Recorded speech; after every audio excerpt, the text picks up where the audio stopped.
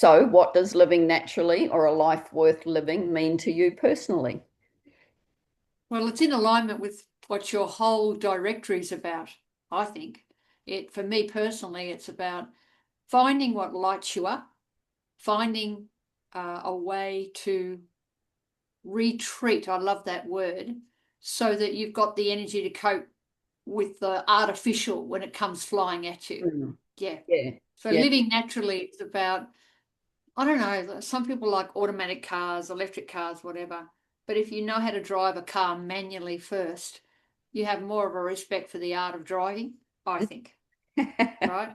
So it's exactly the same with your health and your well-being. It's okay, so knowing where something comes from, how is it growing, where was it growing, and then what's the reaction, what's the symbiology inside of you when you eat that food? yeah. What's your frame of mind? So living naturally is are you calm when you sit down and eat a meal, or are you stressed out? And if you're stressed out, I always say, if you haven't got time to eat, you haven't got time to eat. Yeah, yeah. On my Think holistic about doctor, that was some of the things he gave me. Go to bed at 9 o'clock, and to make sure, yeah, eat slowly, be calm when I eat, etc., etc. So those things are very important, and that's the word I use for that is resilience. Is that yeah, we've got to do enough in our own environment to make us resilient when we go that. out in the Yeah, absolutely. environment. And it may not be considered particularly cool, like, or it may have been overdone. So there's Yeah. two ways of looking. What I mean by that, Megan, is that when I was writing about poo and the gut, that was the So she's early got a 90s. book called Yeah, I wrote a book About called The Food. Poo in You, but that was the early 90s, you know. And I have to tell you, I was talking to my clients in 1992 and 1993 up in North Queensland, and I was saying, I need a photograph of your waste, of your poo. No one was talking about poo back Mm, then.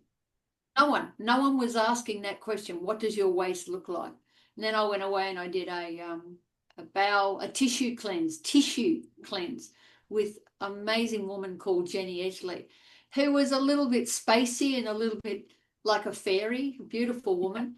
But she inspired me because she's can I say she's probably where I'm at now. Like at the time, she could see I was all caught up and all into the food combining and all into, oh, must be exactly this and chlorella and we must have barley grass. And I was very, very intense about that. But she was off. I thought she was off with the fairies, Megan, because she was calling everybody astronauts in their spacesuits.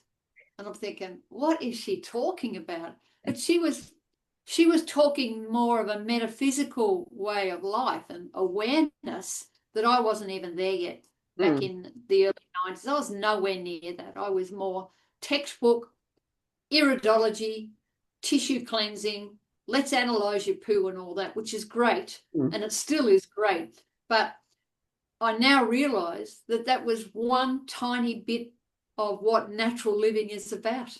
Yeah. One tiny, Definitely. like being all pedantic about exactly how much is on your plate and, whether you combine that right. That was just one tiny element. And Mm. the other element, which Jenny was way ahead of her time, Yeah. was really talking a lot about nature, about her relationship with people around her, choosing very wisely the people that she kept company with, because she coined the phrase that I never even knew about, energy drainers, she called them, or energy vampires. I Yeah. didn't know what she was talking about till There's a many book years on it. later. There's a book on it, and I gave it to my daughter once at one point because yeah, she just needed to be aware. She felt like she couldn't let friends go that weren't good for her. And so, yeah, I gave her that book to let her know that, as sad as it is, we sometimes do have to let people go because they're toxic people in our life. Wow, Yeah. how wise of you. On the Well, subject of, the battery thing. hey, Yeah, yeah, go. let's say on On the the subject, subject of poo, did you see Australia Story a couple of weeks ago? I heard Um, about it. My brother told me about it. yeah, I mean, I first saw the words fecal transfer. I thought just not going there. Yeah, But yeah. this woman has healed herself from her bipolar through Yeah. fecal transfer. And Yeah, she put some different bacteria in her body. Yeah. yeah, and well, that's what they were saying. It was all about the microbiome, that, the state of her gut. And I know for me personally, the gut is something that's still not healed for me and still Yeah. makes it quite obvious to me on a daily basis. Um, Yes. Yeah. just getting that right balance in there, because I don't know what to do next to get Yeah. that balance in I there. can help you with that. I reckon I can help you with that. Yeah. Put it this way, Megan, I want to help you with that. Yes, I know you. Part of part of what I do is I want so much for people to be out of their pain, and it does take a lot of trial and error. And the last thing I'm going to send my client out with is more pills, Yeah. um, supplements, even essential oils. I'll be very reluctant. There are things that I know that they can do without them spending unnecessarily, if that makes sense. Yeah. And it starts with just the awareness, just coming back to, quite often as part of my therapy, I will ask people to target a room in their home. And they go, what's this got to do with the fact that my gut walks through the door 5 minutes before the rest of me, that I'm bloated and I'm uncomfortable? I said, let's come back to where you live. And they go, okay, tell me where you spend the most time. And they'll describe the room. It might be the bedroom. It might be their family area or whatever. So what's in that room? I said, how about we remove everything from that room? Everything.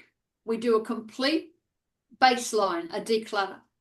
And then we bring back gradually the items that sustain your joy. I mean, I know you've probably heard of, I think it's a little Japanese lady that talks about, does this item bring me joy? But there's also a therapy in this, and that is that clutter or stuff that people have around them can contribute to them feeling overwhelmed and overburdened.